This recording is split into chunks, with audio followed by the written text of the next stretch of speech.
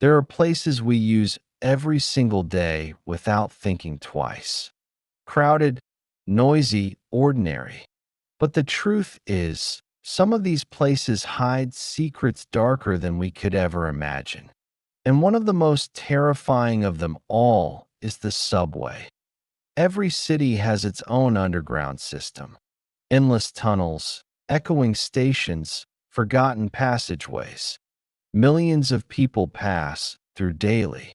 Yet very few wonder what really lurks in the shadows once the trains stop running. Security guards, workers, and even late-night passengers have whispered about strange sounds, footsteps where no one should be walking, the flicker of lights with no electricity, shadows standing perfectly still on empty platforms. Some of these stories sound like urban legends, but others are disturbingly real. Tonight, I will share with you three true scary stories from the subway. Each one will make you question whether you'll ever feel safe riding underground again. By the end of this video, you may never look at an empty station the same way. Let's begin with the first story. Asterisk Story 1. The passenger who never left the train. Daniel was 24 years old when it happened. He worked as a bartender in a small but busy place in Manhattan's East Village. The hours were brutal. Every night he mixed drinks, cleaned glasses, listened to the same drunken stories, and walked out exhausted after 3 in the morning. Cabs were too expensive for him back then, so the subway was his only option. By the time he locked the bar and made his way down the steps to the underground, the city above was half asleep, and the stations below were nearly deserted. Most people think the subway never really sleeps. But Daniel knew the truth. After midnight, the underground world transforms. The bright rush hour chaos is gone. The platforms echo. The hum of fluorescent lights sounds louder. The tunnels feel endless, and every shadow looks alive. At that time of night, you notice every little thing. A paper cup rolling across the floor, a faraway drip of water, even your own breathing bouncing back at you from the tiled walls. On this particular night, Daniel was unusually tired. He could barely keep his eyes open as he waited for the Brooklyn-bound train. A few other late-night passengers shuffled along the platform, a homeless man muttering to himself, a pair of teenagers with backpacks, a woman holding her phone like a weapon, but soon they disappeared onto different trains. By the time Daniel's train arrived, the platform was empty. That he stepped into the car and immediately noticed something strange. There was only one other person inside. At the far end of the car sat a tall, thin man, dressed in a long wool coat and an old-fashioned hat that cast most of his face in shadow. Daniel hesitated just for a moment. Something about the man felt wrong. Maybe it was the way he sat, perfectly upright, hands resting stiffly on his knees, like a mannequin in a store window. Or maybe it was the stillness. Everyone sways slightly when a train is moving, even if they don't notice it. But this man was motionless. Completely. Daniel shook it off and sat several seats away. The train roared into the tunnel, and he leaned his head back, telling himself he was just being paranoid. Still, every few seconds, his eyes darted toward the stranger. Nothing changed. The man didn't shift, didn't blink, didn't even breathe, as far as Daniel could tell. Minutes crawled by. The car rattled through one empty station after another. Daniel started to feel something heavy pressing on him, an invisible weight that made his chest tight. He tried to distract himself by pulling out his phone, but the signal was gone. No texts, no scrolling. Just him and the silent passenger. Finally, at the next station, Daniel thought of moving to another car. As the doors opened, he stood and took a cautious step forward. But then he froze. From where he now stood, closer to the stranger, he could see the man's face more clearly under the brim of his hat. The skin was too pale, waxy, almost gray. The lips had no color. The cheekbones were too sharp. The eyes, half hidden, looked dark and empty. It didn't look like a living person at all. It looked like a corpse. Daniel stumbled backward, heart pounding. The doors closed before he could escape to another car. He was trapped. The train plunged back into darkness. Trying to calm himself, Daniel told himself the man was just sleeping, or sick, or maybe high on something. But even as he thought it, he knew it wasn't true. Sleeping people move. They breathe. Their chests rise and fall. This man was frozen in time. The car rocked violently, and for the first time, the stranger shifted.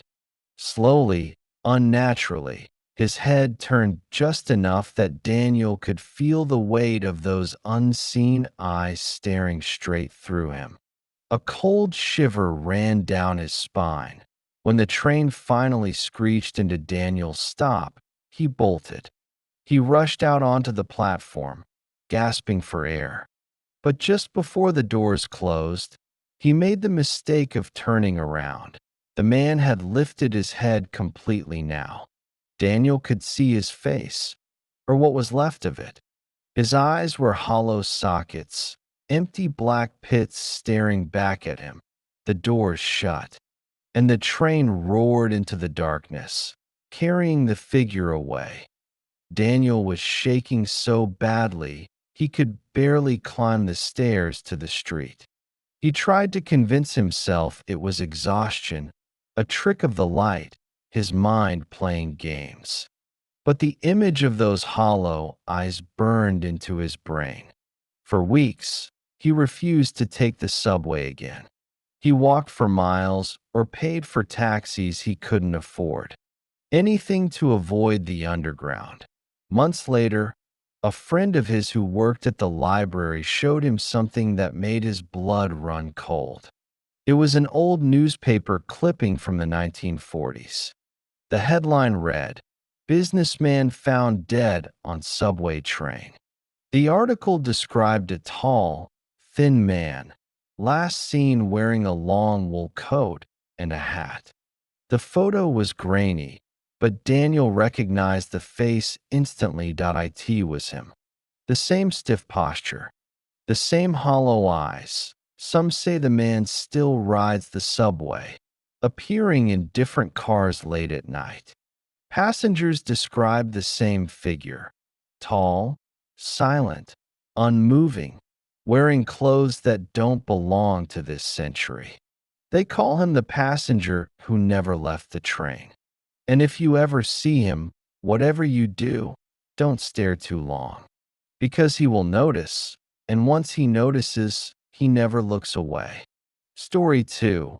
The maintenance tunnel. The second story comes not from a passenger, but from someone who actually worked in the subway. His name was Victor, and in the early 2000s he was employed as a maintenance worker for the city's transit authority. His job wasn't glamorous. It mostly involved inspecting old cables, checking air vents, and repairing lights in forgotten corners of the underground where no passenger ever went. Victor was the kind of man who didn't scare easily. He had grown up in the Bronx, had seen his share of crime, and had worked in dangerous construction sites before landing the subway job. At first, he thought working underground would be simple. Fewer people to deal with, steady pay, and a predictable routine. But he quickly learned that the subway had its own secrets. There are places most riders never see: old service corridors, abandoned stairwells, and sealed off stations that were built 100 years ago and then shut down. Victor sometimes had to enter these forgotten zones alone, with nothing but his flashlight and the echo of his own footsteps. He hated those assignments, though he never admitted it to his coworkers. There was something about those empty tunnels that felt wrong. Like the air itself was heavy. Watching, waiting point one night, his supervisor told him to check a maintenance tunnel near a decommissioned platform deep below the city. The tunnel was rarely used anymore, but reports said a power cable had been sparking. Victor grabbed his toolkit and headed down. The deeper he went, the quieter it became. The sounds of trains faded until there was nothing but silence and the occasional drip of water echoing through the darkness. He clicked on his flashlight, the beam cutting a narrow path through the dust and shadows. The air smelled stale, like damp concrete and rust. The maintenance tunnel stretched ahead, lined with pipes and ancient brick walls stained black with decades of grime. Victor walked slowly, the crunch of gravel under his boots sounding far too loud. After 20 minutes, he reached the spot where the sparking cable was supposed to be. He found nothing. The wires looked intact, no damage, no sign of overheating. He frowned, made a note in his log, and prepared to head back. That's when he heard a faint scraping sound. Metal against stone. It came from farther down the tunnel, beyond the reach of his flashlight. Victor froze, straining to listen. The sound came again, closer this time. A slow drag, like something heavy being pulled across the ground. "Hello?" He called out, his voice echoing unnaturally against the walls. No answer. Victor felt his heartbeat quicken. He was supposed to be alone down here. Only authorized workers had access, and he hadn't seen anyone else when he entered. Maybe it was a rat, he thought. A very large rat dragging something that he turned and started walking back toward the main corridor. His flashlight flickered. He smacked it with his palm, cursing under his breath. When the light steadied again, he caught a glimpse of something at the very edge of the beam. A figure. Tall, gaunt, standing completely still. Victor froze. His mind raced. Was it a coworker? A trespasser? But there was something unnatural about the way the figure stood. Its posture was twisted, its shoulders unnaturally high, its head tilted at a sharp angle as though its neck had broken. "Hey!" Victor shouted, trying to sound tough. His voice cracked slightly. "This area's off limits. You can't be here." The figure didn't move. Victor raised his flashlight higher. The beam shook in his trembling hands as it illuminated the figure's face. Or what should have been a face. Instead, he saw pale, stretched skin, featureless, like wax melting down a skull. Two black holes gaped where eyes should have been, and a jagged line split the head where a mouth should open. And then the mouth did open. A long, piercing shriek filled the tunnel, not human, not animal, but something that rattled Victor's bones. He stumbled backward, dropping his tools, his flashlight clattering against the ground. The beam rolled wildly, casting monstrous shadows across the walls.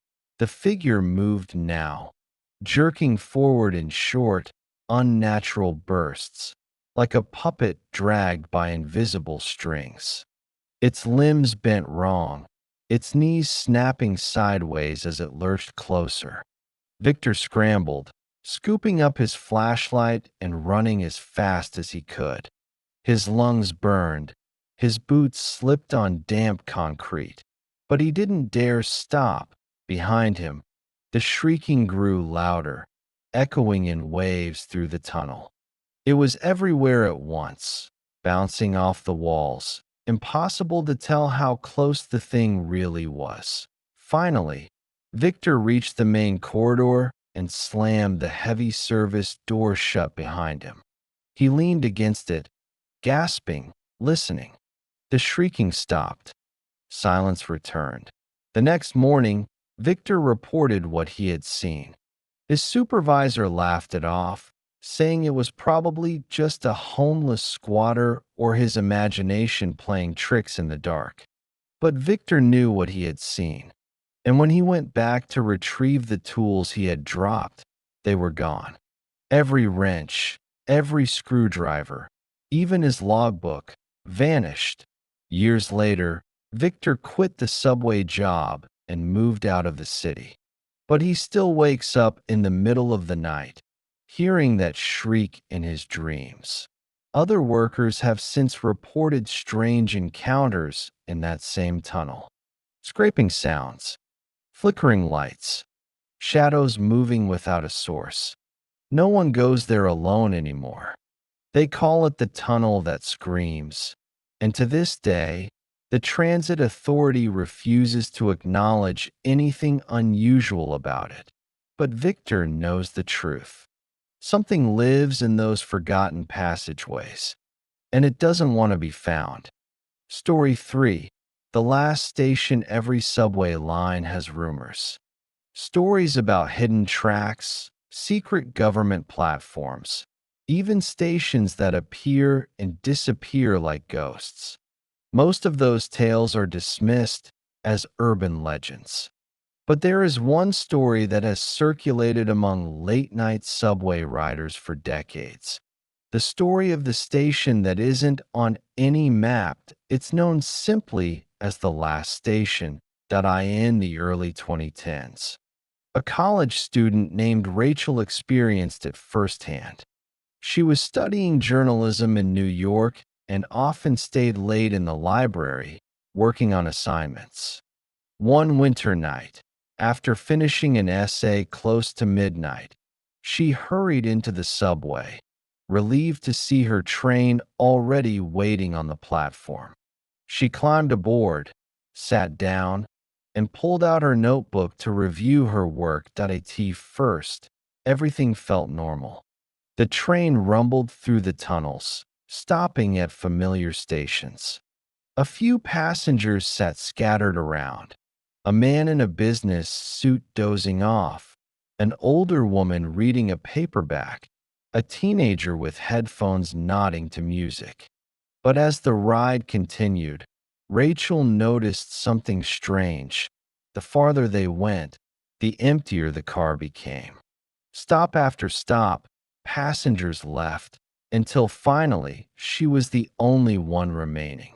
She checked the map above the seats. Her stop was still a few minutes away. She leaned back, trying to relax. But then the train didn't stop. It roared past her station without slowing down. Panic prickled her skin. She stood, pressing the emergency intercom button near the door. No response. She tried to force the door open at the next platform, but it stayed locked. The train just kept going. Rachel's heart pounded as unfamiliar station names flashed by on the walls. Names she had never seen on any subway map. Ashwell, Grantham, Hollow's End. The tiles were cracked, the signs ancient, as though these places hadn't been touched in 100 years. Yet the train didn't slow. Finally, after what felt like an eternity, it pulled into a station. But this station was different. The walls were blackened with soot. The air was heavy, smelling of burnt metal and something rotten. Old advertisements peeled from the walls, their colors faded to gray. The lights flickered, casting long shadows across the platform. And then Rachel saw them. Dozens of figures stood on the platform, motionless, waiting. They were dressed in clothes from different eras. Men in suits from the 1920s, women in long coats from the 1950s, children in old-fashioned school uniforms. Their faces were pale, their eyes sunken, their bodies stiff. Every one of them turned toward the train as it stopped, heads moving in eerie unison. Rachel's blood ran cold. The doors slid open with a hiss. For a moment, no one moved. Then, slowly, the figures stepped forward. Their shoes clattered against the concrete as they shuffled into the car. Rachel stumbled backward, pressing against the far door, but more and more of them entered. They filled the seats, lined the aisles, stood shoulder to shoulder. The air grew colder with every passing second. None of them spoke. None of them blinked. That Rachel's instincts screamed at her to escape, but there was nowhere to go. The train lurched forward, plunging back into the darkness. She tried the intercom again, slammed her fists against the glass, but the figures didn't react. They just stared. Point one of them, a man in a bowler hat, slowly turned his head toward her. His lips moved. At first, no sound came. Then, in a voice like wind rushing through a tunnel, he whispered, "You shouldn't be here." Rachel screamed. The train picked up speed, faster and faster, the lights flickering violently. The figures swayed with the motion but never lost their balance. Their eyes all fixed on her now, dozens of hollow stares pinning her in place. Suddenly, the train screeched to a halt. The doors opened again. Rachel didn't think. She bolted. She stumbled onto the platform, sprinting past the pale figures who reached out with cold, stiff hands. She ran up a staircase, then another, her breath ragged, her chest burning. Finally, she burst out onto the street. But the street wasn't one she recognized. The buildings were old, crumbling, the streetlights buzzing faintly. There were no cars, no people, only silence. She spun in circles, panic rising, until she spotted a single staircase leading back down. A subway entrance. Desperate, she ran toward it, hoping it would lead her back to the real world. But when she reached the top of the stairs, she froze. The sign above the entrance read, "Last station." The next thing Rachel remembered was waking up in her dorm room hours later. Her shoes still covered in black soot. Her notebook missing. This day. She refuses to ride the subway at night. And she never found the courage to tell her story publicly, afraid people would call her insane. But she confided in one close friend, who later shared it online. And since then, dozens of others have claimed the same experience, always at night, always alone, always ending up at the last station. And those who see it are never quite the same again. Asterisk, asterisk, so. Now you know. 3 terrifying stories, all connected by one place we thought we knew so well, the subway. For most of us, it's just a way to get to work, to school, to home. But after tonight, maybe you'll think twice before stepping onto an empty platform or riding the last train of the night, because somewhere in those tunnels, there are passengers who never left. Tunnels that scream when no one is around, and stations that shouldn't exist. And the question is, if you ever encounter one of them, will you be able to escape? Or will you become part of the legend yourself? If this video kept you on the edge of your seat, make sure to hit that like button. It really helps this channel grow. Don't forget to subscribe, because I have even darker stories coming soon, stories you won't want to miss. And tell me in the comments, which of tonight's stories haunted you the most? The passenger, the tunnel, or the station? I'll be reading your answers. And who knows, maybe one day, your story will be featured here too. Until then, stay safe and never ride the subway alone at night.